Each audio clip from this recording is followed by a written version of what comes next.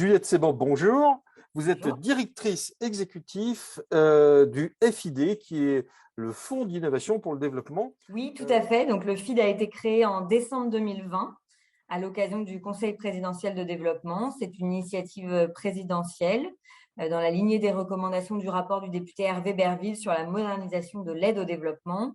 Et on a pour ambition, avec ce fonds, qui est donc un nouveau mécanisme de financement, de soutenir l'émergence de solutions innovantes aux problématiques de développement en s'appuyant sur la rigueur de l'évaluation scientifique et l'expérimentation. Donc, le FID fonctionne avec des subventions en dons, donc 100% subvention, avec des concours qui vont entre 50 000 € et 4 millions d'euros et qui interviennent à des étapes clés du parcours de développement des innovations.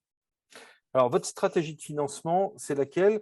Vous avez envie de financer quel type de projet? C'est quoi votre ligne de conduite?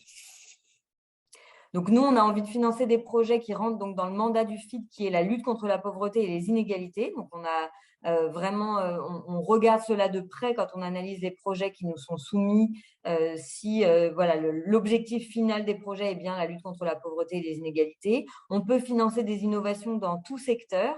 Il y a les secteurs prioritaires de l'aide au développement qui sont l'éducation, le changement climatique, la santé et les questions de genre, mais on peut aussi financer des innovations dans d'autres secteurs.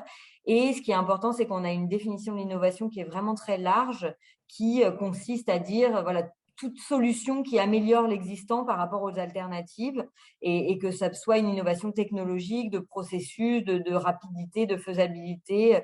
Il y a plein de types d'innovations qui peuvent rentrer dans le champ de ce qu'on souhaite financer.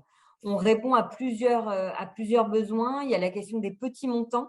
Donc, notamment, on a des subventions qui sont entre 50 000 et 200 000 euros. On a beaucoup de demandes sur ces innovations qui correspondent à une certaine prise de risque, sur des innovations qui sont peu matures, des acteurs qui sont moins habitués à ce type de financement.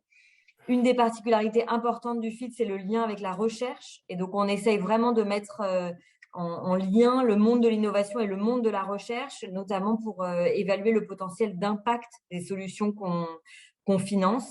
Et on essaye d'avoir un processus qui est assez léger pour les structures qui candidatent. Donc, tout type de structure peut candidater. On est vraiment ouvert.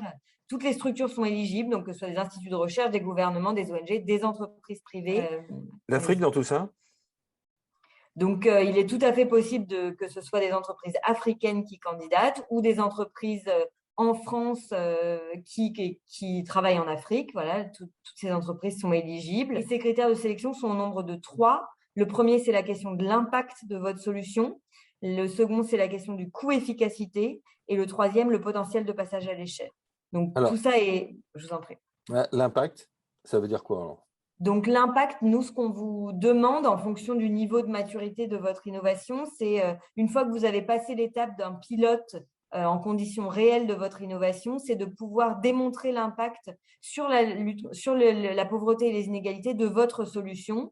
Et donc, de pouvoir, via des méthodes qu'on appelle avec contrefactuel, mais donc, ou en tout cas, on réfléchit à l'impact causal de votre solution sur ce que vous essayez de changer. Donc, on veut concrètement qu'il puisse y avoir des équipes indépendantes qui viennent évaluer l'impact de votre solution. Donc, que ce soit des équipes de recherche, des bureaux d'études, qui puissent valider rigoureusement le fait que ce que vous souhaitez changer avec votre solution et améliorer le change effectivement dans la réalité. Donc, ce qui veut dire que la contrepartie de la subvention, finalement, c'est l'évaluation. La contrepartie de la subvention et l'évaluation à partir du moment où vous avez atteint un certain stade de maturité. Donc, on ne financera par exemple un passage à l'échelle d'une innovation que si l'impact de cette innovation a été validé rigoureusement.